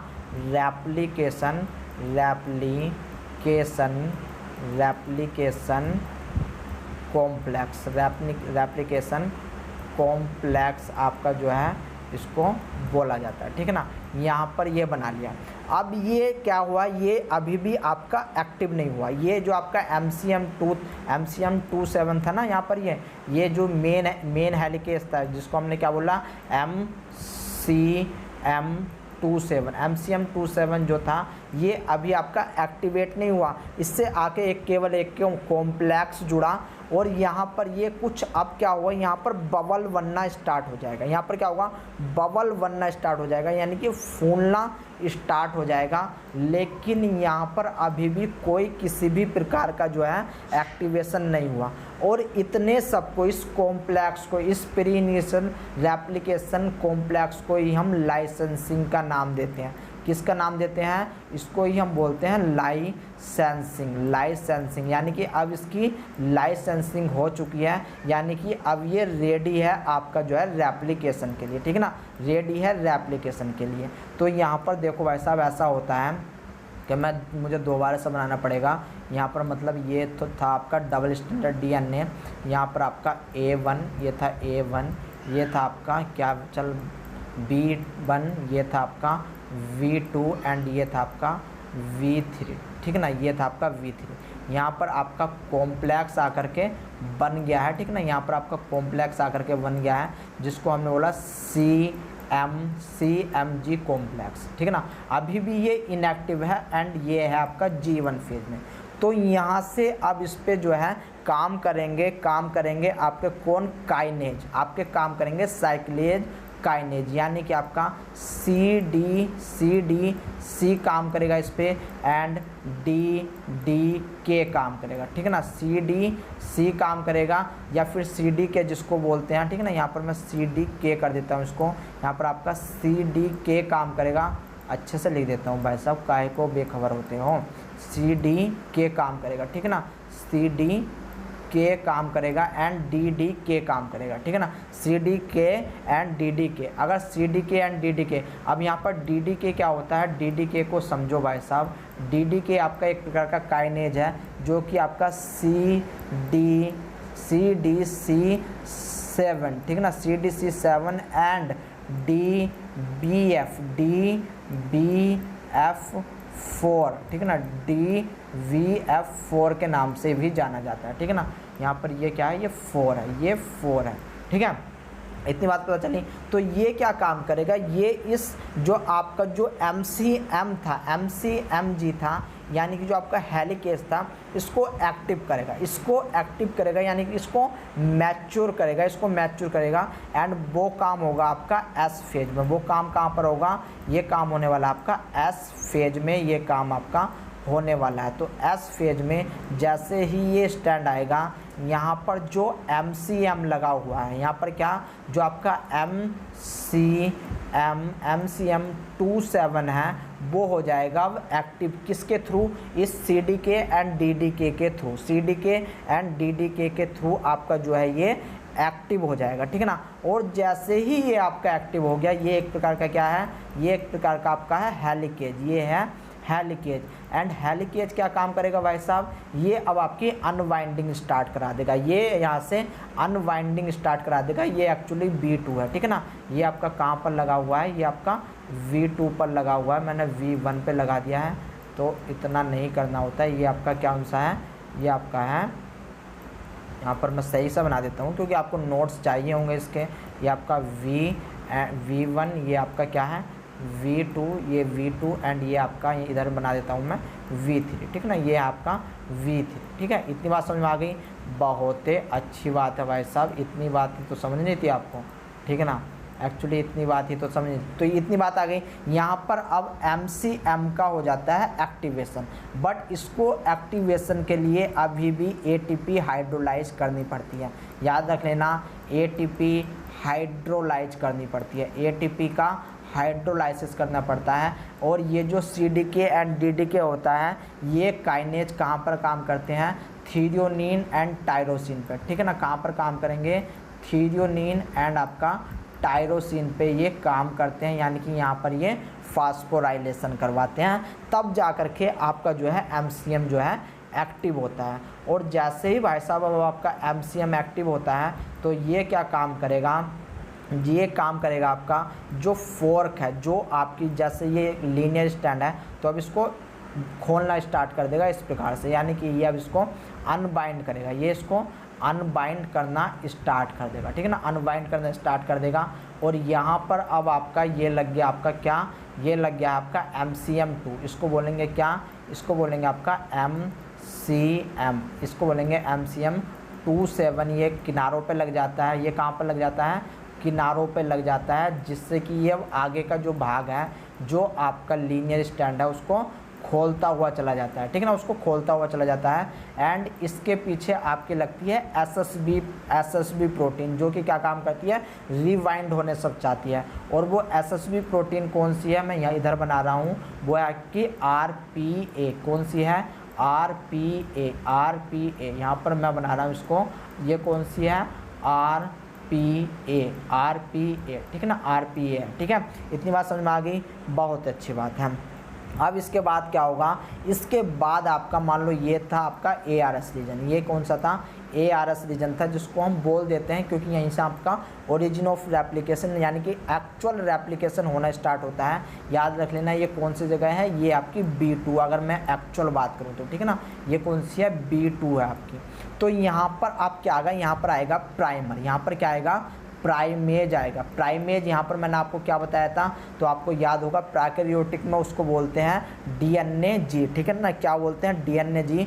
बट यहाँ पर प्राइमेज को बोलेंगे आपका पोल अल्फा, क्या बोलेंगे यहाँ पर, पोल अल्फा पोल अल्फा एंड आपका प्राइमेज। तो ये दोनों के दोनों ही आपके वर्क करते हैं यहाँ पर, दोनों के दोनों ही वर्क करते हैं यहाँ पर। स्टार्टिंग में आपका आएगा प्राइमेज, स्टार्टिंग में क्या आएगा आपका प्राइमेज, जो कि आपका किसकी सिंथेसिस करेगा, सिंगल स्टैंडर्ड आरएनए की, किसकी सिंथेसिस करेगा, सिंगल स्टैंडर्ड आरएनए की सिंथेसिस करेगा। इसके बाद आएगा आपका पोल अल्फा, इसके बाद क्या आएगा यहाँ पर लगता हुआ पोल अल्फा आएगा, ठीक है ना। और पोल अल्फा इनिशिएशन डीएनए बनाएगा, क्या बनाएगा, इनिशिएशन डीएनए न्यूक्लियोटाइड बनाएगा, ठीक है ना। इनिशिएशन डीएनए का निर्माण करेगा आपका कौन, ये करेगा आपका पोल अल्फा। इसको मैं लिख रहा हूँ यहाँ पर पी अल्फा समझ जाना। एंड ये बनाएगा आपका प्राइमेज, ये बनाएगा आपका प्राइमेज। अब ऐसा क्यों होता है कि यहाँ पर अकेला प्राइमर जो है काम नहीं कर पाता, आपका जो है पोल अल्फा को भी आना पड़ता है, ठीक है ना, पोल अल्फा को भी आना पड़ता है। और एक्चुअल में ये भी प्राइमर का ही फॉर्मेशन करता है। मैंने आपको बताया था कि जो आपका आरएनए प्राइमर होता है यहाँ पर 12 to 15 बेस पेयर होते हैं। कितने base pair, 12 to 15 base pair होते हैं। बट अगर आप बात करोगे पोल अल्फा के लिए तो ये ऑलमोस्ट 20 बेस पेयर बनाएगा, ठीक है ना, 20 बेस पेयर बनाएगा। एंड आपका जो प्राइमेज होगा, जो प्राइमर होगा, ठीक है ना, जो प्राइमर होगा वो कितने बेस पेयर बनाएगा, जो प्राइमेज से आपका प्राइमर बनेगा यानी कि सिंगल स्टैंडर्ड आरएनए से, वो बनाएगा आपका 15 to यानी कि 12 to 15, ठीक है ना, कितने 12 to 15 आपके जो है बनाएगा। इतनी बात समझ में आ गई, बहुत अच्छी बात है। देखो मुझे पता है यार, अभी तक शायद हो सकता है आपको थोड़ी बहुत अब मन नहीं कर रहा होने का कि यार कहाँ पढ़ रहे हैं, क्या पढ़ रहे हैं। बट गाइज ये बहुत ज़्यादा ज़रूरी है, क्योंकि मैं आपको बेसिक बता रहा हूँ, ठीक है ना, बेसिक बता रहा हूँ जो आपको नहीं बताया जाता। बट यही ट्रूथ है, अगर आपने एक बार ध्यान लगा के सुन लिया ना इसको, तो फिर आप आगे जो है अपने आप ये कभी भूल नहीं पाओगे, ठीक है ना। तो यहाँ पर अब आपका जो क्या बन जाता है, इस आरएनए और डीएनए का हाइब्रिड प्राइमर बनेगा, ठीक है ना। यहाँ पर क्या बनने वाला आपका हाइब्रिड प्राइमर बनेगा, यहाँ पर क्या बनेगा, इसको बोलेंगे हाइब्रिड प्राइमर, इसको क्या बोलेंगे, हाइब्रिड प्राइमर के नाम से ये जाना जाता है, ठीक है ना। और ये हाइब्रिड प्राइमर यहाँ पर क्यों बना, क्योंकि देखो भाई ऐसा है कि हमें जो है, हमें इस बात को याद रख लेना, म्यूटेशन केस नहीं चाहिए, हमको म्यूटेशन केस नहीं चाहिए यूकैरियोटिक्स में। पहली बात ये, दूसरी बात ये कि जो यहाँ पर कंटिन्यूस स्टैंड होता है, जो यहाँ पर जो रेप्लिकेशन होता है वो थोड़ा लंबा होता है, वो थोड़ा लंबा होता है। तो हमें जो है, हमें स्पेसिफिक जो हमारे स्टैंड है, जो हमारे जहाँ से स्टार्ट होना है, वो थोड़ी उसकी लंबाई ज़्यादा चाहिए होती है, ठीक है ना, क्योंकि हमें एक लंबी रेप्लिकेशन करवानी है, ठीक है ना, हमें इलोंगेशन अपना लंबा करवाना है। इतनी बात समझ में आ गई, बहुत ही अच्छी बात है। अब इसके बाद यहाँ पर एक और प्रोटीन होती है जो अपना जलवा बिखेरती है, ठीक है ना, जो अपना जलवा बिखेरती है, फिर एंजाइम्स बोल सकते हो, जिसको हम कहते हैं टोपोआइसोमरेज। टोपोआइसोमरेज एक्चुअली में क्या काम करती है कि यहाँ पर सबसे आगे लगी हुई रहती है, ठीक है ना, सबसे आगे लगी हुई रहती है। ये क्या काम करती है, ये आपके जो है वो सुपर कोयलिंग को बचाती है। अगर मैं आपको दिखाना चाहूँ तो यहाँ पर मान लो ये कोई आपकी जो है इस प्रकार से, अगर इस प्रकार से, मैंने आपको कल भी बताया था कि अगर मैं यहाँ से बीच में से कोई चीज़ खोलूँगा या बीच में से छोड़ो, ये आपकी देखो इस प्रकार से, ठीक है ना, इस प्रकार से यहाँ पर ये ऐठन आ रही है, इस यहाँ पर ऐठन आ रही है। तो इस ऐठन से बचाने के लिए, इस ऐठन से बचाने के लिए आपको जो है टोपोआइसोमरेज की ज़रूरत पड़ने वाली है। किसकी ज़रूरत पड़ेगी, टोपोआइसोमरेज की ज़रूरत पड़ेगी, यहाँ पर टोपोआइसोमरेज की ज़रूरत पड़ेगी। एंड ये टोपोआइसोमरेज आपका दो प्रकार का हो सकता है, type first and type second, type first and type second ये आपका हो सकता है, ठीक है ना। इतनी बात समझ में आ गई, बहुत अच्छी बात है। अभी तक हमारा इनिशिएशन अभी चल रहा है, अभी तक हमारा इनिशिएशन चल रहा है, इनिशिएशन हमारा कंप्लीट नहीं हुआ, इस बात को भी याद रख लेना। इनिशिएशन कब कंप्लीट होगा, तो इनिशिएशन अब आपका कंप्लीट होगा। यहाँ पर अगर मैं बनाना चाहूँ इसको, ठीक है ना, तो इस प्रकार से भाई साहब देखो मैं बना रहा हूँ अब इसको, ठीक है। तो थोड़ा सा सब्र रखो बस। एंड खिचड़ी बन करके आपकी तैयार हो गई है, ये आपकी जो है खिचड़ी जो है बन रही है, ठीक है, इस प्रकार से, कुछ इस प्रकार से। तो यहाँ पर आपकी जो ये होती है, मैं लिख देता हूँ यहाँ पर, ठीक है। ये जो होती है यहाँ पर आपका लगा हुआ रहता है टोपो आइसोमरेज, क्या लगा रहता है, टोपो आइसोमरेज लगा हुआ रहता है, ठीक है ना। और यहाँ पर देखो ये थी आपकी ओराई रीजन जिसको हमने ARS के नाम से भी जाना था, किस नाम से, ARS के नाम से। यहाँ पर ये प्राइमर लगा होता है RNA का जो कि 12 से 15 न्यूक्लियोटाइड होते हैं और इससे जुड़ा हुआ रहता है आपका जो पोल अल्फा बनाता है इनिशिएशन DNA, ठीक है ना। इसको क्या बोलते हैं, इसको बोलते हैं इनिशिएशन DNA। और ये किसके द्वारा बनाया जाता है, ये बनाया जाता है पोल अल्फा के द्वारा, ये बनाया जाता है पोल अल्फा के द्वारा। एक्चुअली आपका जो ये स्टेप होता है इसको बोलते हैं पॉलीमरेज स्विचिंग। इसको क्या बोलते हैं, इस स्टेप को बोलते हैं पॉलीमरेज स्विचिंग, पॉलीमरेज स्विचिंग बोला जाता है। ऐसा क्यों, स्विच मतलब एक चीज़ से दूसरी चीज़ में बदलना। और किसका स्विच हो रहा है यहाँ पर, पॉलीमरेज का स्विच होगा। यानी कि इस पॉलीमरेज अल्फ़ा की जगह अब दूसरे पॉलीमरेज आ जाएंगे जो आपके एक्चुअल में काम करने वाले हैं। एक्चुअल में कौन से पॉलीमरेज काम करेंगे, तो मैंने आपको बताया था कि यहाँ पर पोल डेल्टा एंड पोल एप्सिलॉन आ जाएंगे, ठीक है ना। पोल डेल्टा एंड पोल एप्सिलॉन आ जाएंगे एंड वे क्या काम करेंगे, वे अब आगे जो है वो प्रोसेस को कैरी ऑन करेंगे। यानी कि यहाँ पर न्यूक्लियोटाइड का एडिशन करने की कोशिश करेंगे, यहाँ पर न्यूक्लियोटाइड को ऐड करने की कोशिश करेंगे। तो एक साइड में बनेगा आपका कंटिन्यूस वाला पार्ट जिसको हम क्या बोलेंगे, लीडिंग स्टैंड बोलेंगे, जिसको हम बोलेंगे लीडिंग स्टैंड। एंड दूसरे को यहाँ पर मान लो ये यहाँ पर था, तो एक बात और याद रख लेना, यहाँ पर भी आपके अब काफ़ी सारे मतलब बार प्राइमर बनेंगे। यहाँ पर क्या होगा आपके सबसे पहले RNA प्राइमर बनेगा, फिर इनिशिएशन प्राइमर बनेगा, ये हाइब्रिड प्राइमर बना, फिर आपका DNA polymerase delta and alpha आएंगे, देन आपका जो है फिर दोबारा से सिंथेसिस होगी एंड एक ओकाजाकी फ्रैगमेंट बनेगा, ठीक है ना। एक ओकाजाकी फ्रैगमेंट बनेगा एंड इसकी जो डायरेक्शन आपको पता होनी चाहिए, इसकी डायरेक्शन जस्ट अपोजिट होगी। ऐसा क्यों होता है, तो भाई साहब मैंने आपको जो है बता रखा है क्या में, आपके प्रोकैरियोटिक में, कि आपका अगर मैं इसको तोड़ करके, चलो मैं अभी आपको आगे तोड़ करके दिखाऊंगा कि इसकी डायरेक्शन हमें अपोजिट क्यों मिलती है इस साइड में, ठीक है ना। यानी कि ये जो आपके बनाते हैं ओकाजाकी फ्रैगमेंट, ये क्या बनाएंगे, ओकाजाकी फ्रैगमेंट। एक्चुअल में ये पॉलीमरेज स्विचिंग हो गया। अब बारी आती है आपकी इलोंगेशन की, ठीक है ना। अब बारी आती है किसकी, इलोंगेशन की। तो इलोंगेशन में क्या होता है कि भाई साहब इलोंगेशन में कुछ नहीं होता, तो जो हमारी ये जो बनी है यहाँ पर DNA जो है वो बनना स्टार्ट हो जाता है। मान लो ये क्या है, ये आपका ओराई रीजन था, यहाँ से एक तरफ कंटिन्यूस पार्ट बनेगा एंड दूसरी तरफ आपका डिसकंटिन्यूस पार्ट बनेगा, ठीक है ना।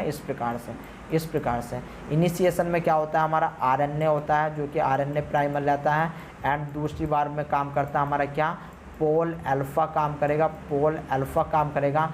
यहाँ पर मान लो ये यहाँ तक था, ये यहाँ तक था, और इसके बाद आपका जो है स्विचिंग हो जाता है पॉलीमरेज। यानी कि यहाँ पर आपका कौन से पॉलीमरेज काम करेंगे, polymerase delta and polymerase epsilon, ठीक है ना। Polymerase delta and polymerase epsilon आपके जो है काम करने वाले हैं।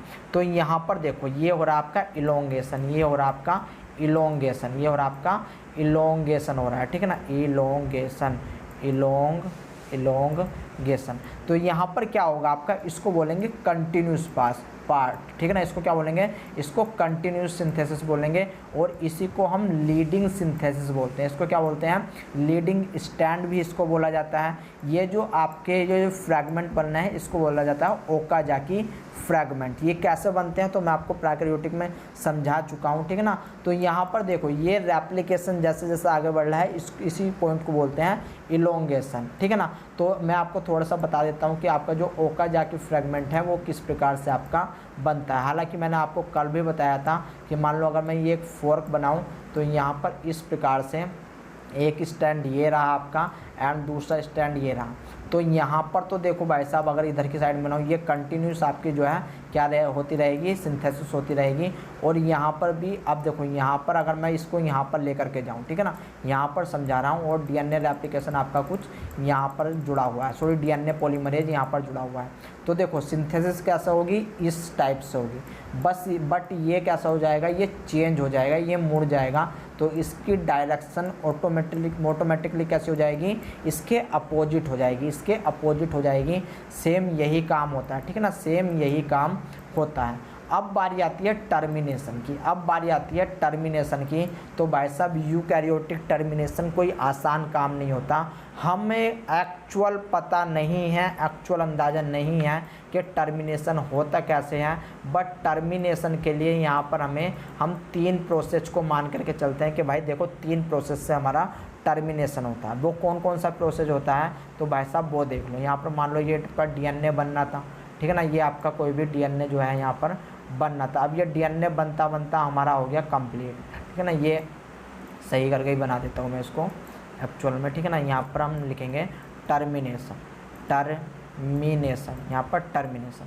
तो मान लो ये हमारा कोई भी डीएनए सिंथेसिस होती और ये डीएनए अब जो है कंप्लीट हो चुका है, ये डीएनए कंप्लीट हो चुका है बन के। तो यहाँ पर क्या होगा, यहाँ पर भाई साहब अब आपका होने वाला है कि जो आपकी आइसोमरेज, जो टोपो आइसोमरेज प्रोटीन थी ना, याद रखो कौन सी वाला एंजाइम, टोपो आइसोमरेज वाला जो एंजाइम्स था, ये आगे आगे चल रहा था और आगे आगे चल रहा था। अब इसके जी में क्या है कि यार ऐसा है कि भाई साहब देखो मैं आगे आगे भाग रहा हूँ, कोई मैं पागल थोड़ी ना हूँ जो मैं आगे आगे भाग रहा हूँ। तो इसके अब मैंने आपको बताया था कि ये दो प्रकार का होता है, फर्स्ट एंड सेकंड। तो फर्स्ट वाला क्या काम करेगा, फर्स्ट वाला सिंगल कट कर देगा, फर्स्ट वाला सिंगल कट कर देगा, यानी कि यहाँ पर जो है कट लगा देगा। ये काम किसका है, टोपो आइसोमरेज फर्स्ट का। और जैसे ही ये कट लगाया, जैसे ही निक बना, तो जो MCM हेलिकेज आगे बढ़ रहा था ना, जो MCM27 हेलिकेज आगे बढ़ रहा था वो रुक जाएगा। तो ये काम था टोपो आइसोमरेज फर्स्ट का। और टोपो आइसोमरेज सेकंड क्या करेगा कि यार ऐसा है, देखो भाई देखो हम अब पागल तो है नहीं कि आगे आगे भाग रहे हैं और पीछे हमारे जो है बर्फी लड्डू लेकर के आ रहे हैं, तो अब मुझे कट करना चाहिए। तो ये दोनों स्टैंड पे कट कर देगा, ये दोनों स्टैंड पे कट कर देगा। और इस प्रकार से हमें जो है डीएनए का एक नया स्टैंड मिलने वाला है। याद रख लेना, टोपो आइसोमरेज सेकंड जो होता है ये बोथ एंड पे कट करता है। ये कहाँ पर करता है, बोथ एंड पे कट करता है और उसको एटीपी की रिक्वायरमेंट होती है, इसको एटीपी की रिक्वायरमेंट होती है। जबकि टोपो आइसोमरेज फर्स्ट जो होता है ये क्या करेगा, ये आपका एक स्टैंड पर कट करेगा और यहाँ पर किसी भी प्रकार की नो एटीपी, इसको नो एटीपी चाहिए, यानी कोई भी एटीपी नहीं चाहिए। तो एक तो तरीका है ये, एक तरीका है ये। दूसरा तरीका भी सुन लो भाई साहब, दूसरा तरीका आता है, एक प्रोटीन होती है, ठीक है ना, टर्मिनेशन। यहाँ पर मैं लिख रखा हूँ टर्मिनेशन। तो दूसरा तरीका होता है कि आपकी एक प्रोटीन होती है जिसको बोलते हैं टॉप 2, याद रख लेना कौन सी प्रोटीन, टॉप 2 प्रोटीन RRM3। ये दो प्रोटीन होती है। जैसे ही ये आपका डीएनए सिंथेसिस कर रहा था तो ये प्रोटीन यहाँ पर मिलेगी बीच में, ठीक है ना, ये प्रोटीन यहाँ पर मिलेगी। एंड ये जो हेलिकेज है, जो आपका MCM27 है, जो आगे आगे चल रहा था, उसको कर देगी स्टॉप, उसको क्या कर देगी, ये स्टॉप कर देगी, यानी कि ये इसका नहीं बनने देगी, ये इसको नहीं बनने देगी। तो ये आपके दोनों साइड में पाई जाएगी, ठीक है ना, दोनों साइड में पाई जाएगी। तो दूसरा तरीका हो गया इसका ये। अब तीसरा तरीका सुन लो भाई साहब, तीसरा तरीका ये है कि जब आपके डीएनए की सिंथेसिस होती है तो याद रख लेना, डीएनए की सिंथेसिस के ये जो एंड होते हैं, ये जो आपके एंड होते हैं, ये आपके यहाँ पर पॉलीमरेज सही से काम नहीं कर पाता। यहाँ पर पॉलीमरेज आएगा और पॉलीमरेज कहेगा कि भाई साहब देखो मैं अब जो है एक लिमिट तक ही काम कर सकता हूँ, यानी कि मैं यहाँ तक जा सकता हूँ, यहाँ तक जा सकता हूँ, मगर इससे आगे जो है, ये देखो ये आपका, ये था आपका पेरेंटल, ये कौन सा था, ये आपका था पेरेंटल। एंड ये है आपका जो न्यू डीएनए सिंथेसिस हो रहा है, जो सिंथेसिस हो रहा है, ठीक है ना, जो न्यू डीएनए सिंथेसिस हो रहा है। तो ये था न्यू। अब डीएनए पॉलीमरेज ने क्या कहा कि भाई साहब ऐसा है कि मैं एक सीमा तक ही जा सकता हूँ, यहाँ तक ही जा सकता हूँ, मैं आगे तक नहीं जा सकता, मैं आगे तक नहीं जा सकता, ठीक है ना। बट अब स्टैंड तो ये भी बचा हुआ है, ये भी बचा हुआ। अगर यहाँ पर न्यूक्लियोटाइड का एडिशन नहीं हुआ तो म्यूटेशन आ जाएगा। तो इसके लिए काम करता है अब देखो इस पार्ट को आपने पढ़ा होगा, क्रोमोसोम्स के जो लास्ट वाले पार्ट होते हैं उनको बोलते हैं टीलोमियर। उनको क्या बोलते हैं, टीलोमियर एंजाइम्स बोला जाता है, याद रख लेना क्या बोला जाता है, सॉरी टीलोमियर डीएनए बोला जाता है, टीलोमियर डीएनए। और आपका जो ये टीलोमियर डीएनए होते हैं ये आपका जैसे जैसे एज बढ़ती चली जाती है ये छोटे होते चले जाते हैं, ये छोटे होते चले जाते हैं। इनके पीछे का रीज़न यही होता है कि जो डीएनए पॉलीमरेज होते हैं, जो डीएनए पॉलीमरेज होते हैं ये सोमेटिक सेल में, याद रख लेना कहाँ पर, सोमेटिक सेल में जो है ये डीएनए पॉलीमरेज जो एंड होता है, जो ये एंड होता है ना, इस एंड पे काम नहीं करते और टीलोमरेज धीरे धीरे छोटे होते चले जाते हैं, ठीक है ना। मैं अभी आपको डायग्राम दिखाऊंगा किस प्रकार से। तो यहाँ पर अब होगा क्या, यहाँ पर अब एक वरदान आएगा, यानी कि जिसका नाम होता है आपका टीलोमरेज एंजाइम्स, ठीक है ना। यानी कि एक हीरो है ये क्या है, टीलोमरेज नाम का एंजाइम्स आया। इस टीलोमरेज एंजाइम्स ने क्या काम करा, ये जो टीलोमरेज एंजाइम्स होता है ये पहचानता है जी सीक्वेंस को, यानी कि ये किसको पहचानेगा, ये जी सीक्वेंस को पहचानेगा। अगर मैं पूरा सीक्वेंस का नाम लिखूं TTAGGG, ठीक है ना, TTAGG इस सीक्वेंस का पूरा नाम रहता है। तो ये आपके जी सीक्वेंस को पहचानता है। तो ये क्या काम करता है वो देखो, यहाँ पर मान लो ये 5 प्राइम था, तो जो 3 प्राइम एंड होता है, ये जो 3 प्राइम एंड होता है ये TTAAG आपको यहाँ पर मिलेगा, ठीक है ना। TTAAG यहाँ पर आपको मिलने वाला है, ठीक है ना। तो देखो यहाँ पर मैं बना देता हूँ अब आपका TTAGG,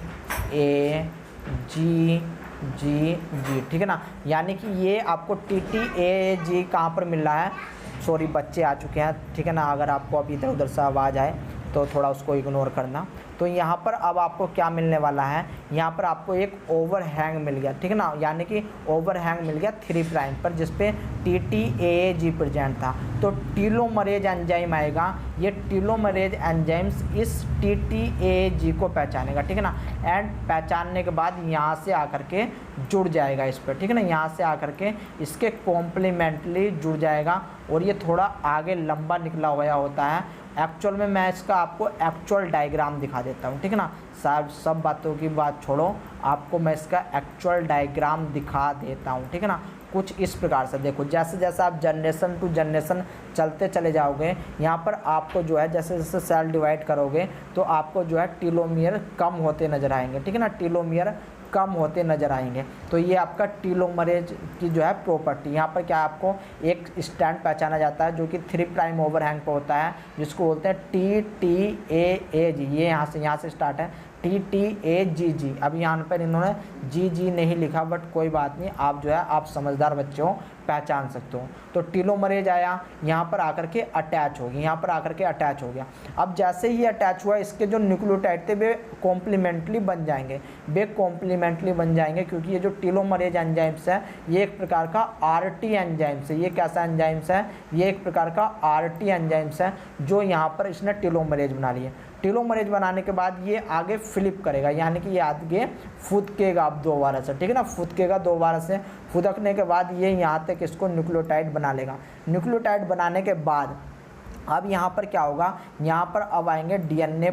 सबसे पहले यहाँ पर प्राइमर बनाने के लिए प्राइमेज आएगा यहाँ पर, ठीक है ना। यहाँ पर अब आपका यहाँ पर देखो, यहाँ पर ये दिखा रखा है ना जो इन्होंने पहला छोड़ा था, जहाँ से ये छोड़ा था। अब यहाँ पर आकर के इस जगह पर आकर के सबसे पहले आपका प्राइमर अटैच होगा, ठीक है ना। सबसे पहले आपका प्राइमर अटैच होगा। प्राइमर में अब याद रख लेना दोनों आएंगे, यानी कि पहला आपका सिंगल स्टैंडर्ड प्राइमर आएगा, देन उसके बाद आपका इनिशिएशन प्राइमर आएगा, ठीक है ना। जो आपका पोल अल्फा होता है, ना वो पोल अल्फा आएगा। यानी कि यहाँ पर जो प्राइमर बनेगा वो हाइब्रिड टाइप का बनेगा। वो कैसा बनेगा, यहाँ पर हाइब्रिड टाइप का अब आपको नज़र आने वाला है।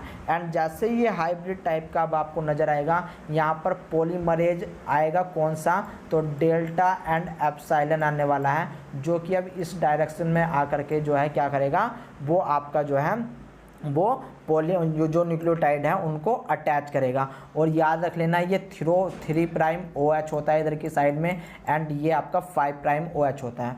तो यहाँ पर जब लास्ट में आपकी एक निक बचती है तो उसको आपका गैप सीलिंग करने के लिए कौन सा एंजाइम आएगा, उसके गैप सीलिंग करने के लिए आएगा एक लाइगेज नाम का एंजाइम, ठीक है ना। लाइगेज नाम का एंजाइम्स आने वाला है। इतनी बात पता चली, बहुत ही अच्छी बात है। अब टर्मिनेशन में और क्या क्या होता है तो अभी आपके लिए बहुत सारा सरप्राइज है।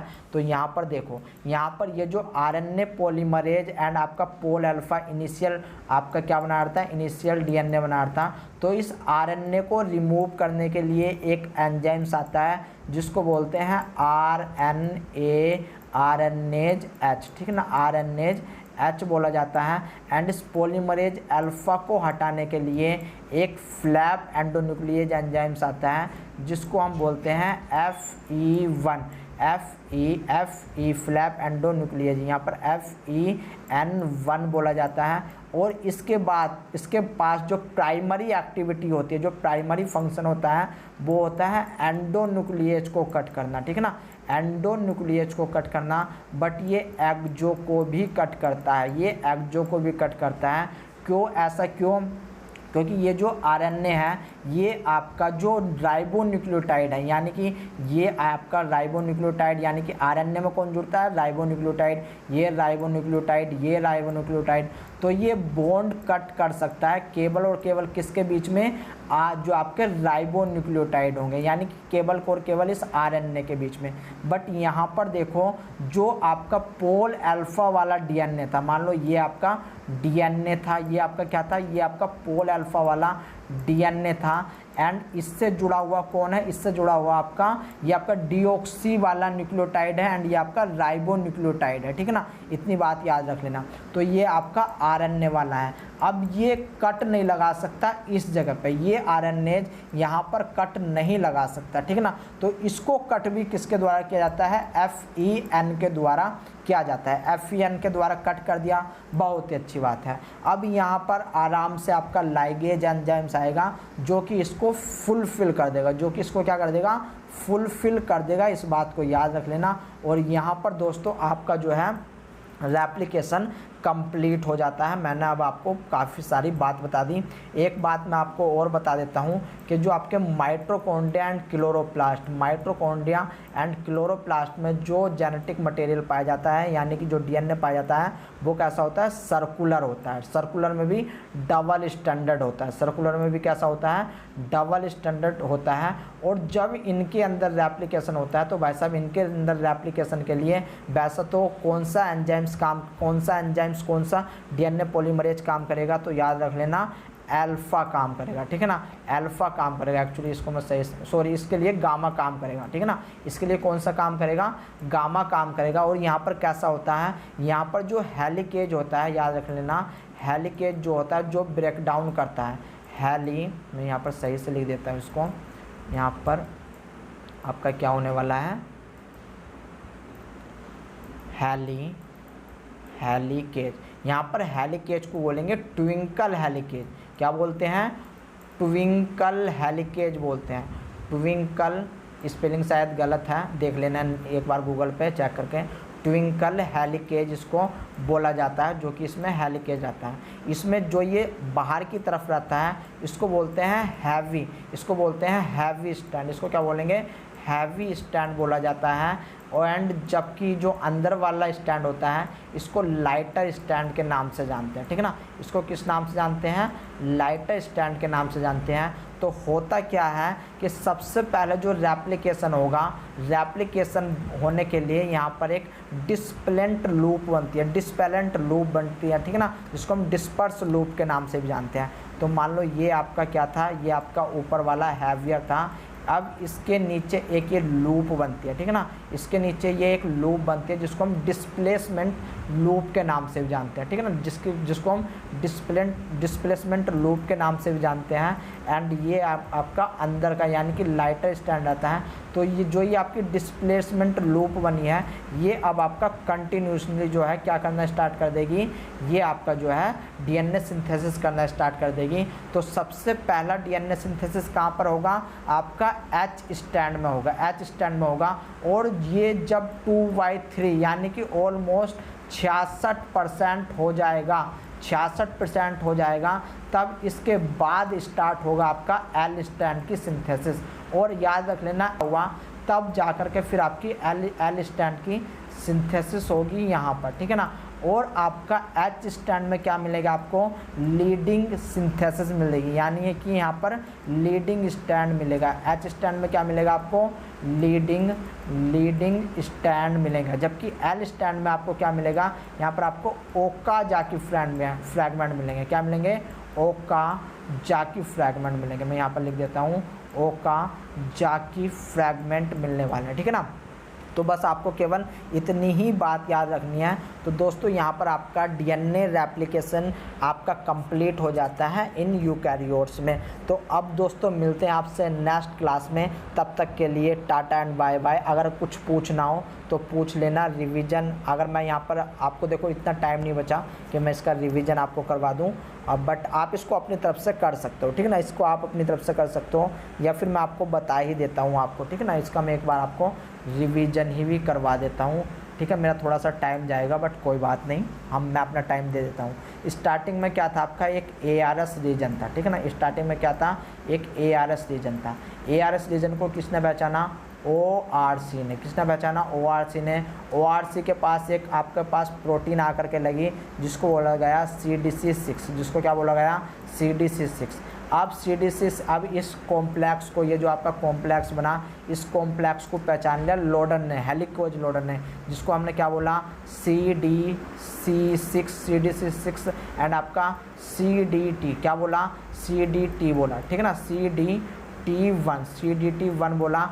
अब ये लेकर के आएगा किसको, MCM को, ठीक है ना। ये किसको लेकर के आएगा, MCM। यहाँ पर जल्दबाजी में जो है ना ऐसा ही हो रहा है भाई साहब, बट कोई बात नहीं।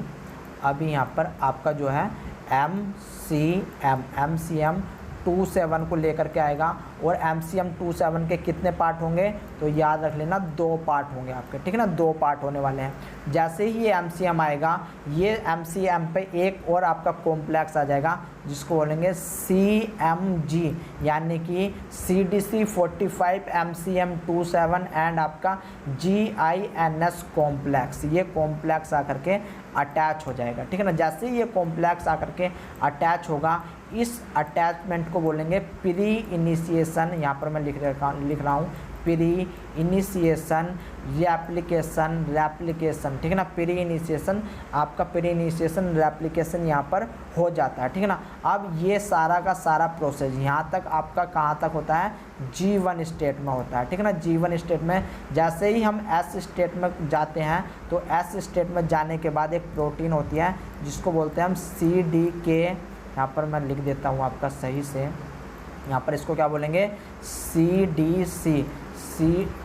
भाई साहब एक सेकंड रुको भाई साहब, मित्रों थोड़ा सा टाइम दो, ठीक है ना, थोड़ा सा टाइम दो मेरे को, ऐसे नहीं करने का रे। यहाँ पर S फेज में जाएंगे तो यहाँ पर क्या मिलेगा हमको, CDK एंड DDK, ठीक है ना, CDK एंड DDK, जो कि इसको एक्टिव करवा देगा, जो कि इस MCM2 को एक्टिव करवा देगा। तो यहाँ पर जो हो जाएगी, अब होएगी आपकी अनवाइंड। अब आपकी क्या होने वाली है, अनवाइंड होने वाली है, ठीक है ना। क्या होगी आपकी, अनवाइंडिंग होगी, यहाँ पर आपकी अनवाइंडिंग होने वाली है। जैसे ही आपकी अनवाइंडिंग हुई, अनवाइंडिंग होने के बाद यहाँ पर प्राइमेज की बारी आएगी। प्राइमेज की बारी आएगी तो सबसे पहला आएगा आपका प्राइमेज, जो कि आपका RNA की सिंथेसिस करेगा, सिंगल स्टैंडर्ड RNA की सिंथेसिस करेगा। इसके साथ जुड़ा हुआ रहेगा आपका पोल अल्फ़ा। क्या जुड़ा रहेगा, पोल अल्फ़ा जुड़ा रहेगा, जो कि किस चीज़ की सिंथेसिस करेगा, इनिशिएशन DNA की। किसकी सिंथेसिस करेगा, इनिशिएशन DNA की सिंथेसिस करेगा। एंड ये दोनों के दोनों मिलकर के प्राइमर बनाते हैं। ये दोनों के दोनों मिलकर के क्या बनाएंगे, हाइब्रिड प्राइमर बनाएंगे। तो HR लिख रहा हूँ, HR मतलब हाइब्रिड प्राइमर बनाएंगे। जैसे ही हाइब्रिड प्राइमर बनाएंगे, यहाँ पर पॉलीमरेज स्विचिंग होएगी। क्या होगी, यहाँ पर पॉलीमरेज स्विचिंग होएगी, यानी कि अब यहाँ पर क्या आने वाला है, यहाँ पर आपके दूसरे DNA पॉलीमरेज आएंगे, जिनको बोलते हैं हम पोल क्या बोलेंगे, pol delta and epsilon, pol delta and epsilon. तो इतना पार्ट आपका होता है कहाँ पर, आपका होता है भाई साहब जो कि है इनिशिएशन में। ये सारा का सारा पार्ट कहाँ तक कौन सा था आपका, ये सारा का सारा पार्ट था इनिशिएशन का। याद रख लेना, यहाँ पर आपका एक बात छोड़ दिया मैंने जो कि आपकी एसएसबी की थी।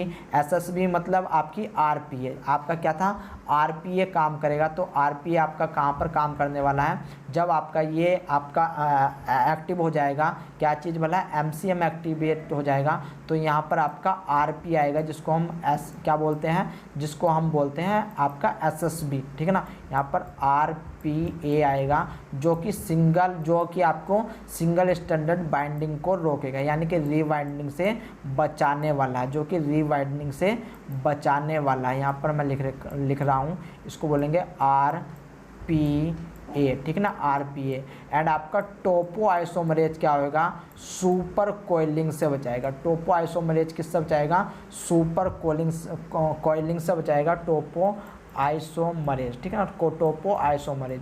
तो इतना काम था आपका किसका, ये स्टार्टिंग में आपका प्री इनिशिएशन आपका रेप्लिकेशन कॉम्प्लेक्स जो बना उसको बोलते हैं आपका लाइसेंसिंग। एंड इसके बाद जो आपका एक्टिवेशन हुआ प्राइमेज का, ठीक है ना, प्राइमेज का एक्टिवेशन हुआ उसको बोलते हैं आपका क्या बोलते हैं इनिशिएशन। अब जैसे ही इनिशिएशन होगा तो यहाँ पर रेप्लिकेशन स्टार्ट हो जाएगा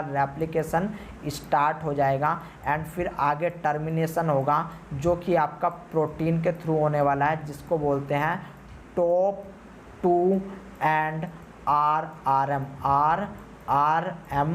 RRM3, ठीक है ना, RRM3। यहाँ पर आपका टर्मिनेशन हो जाएगा।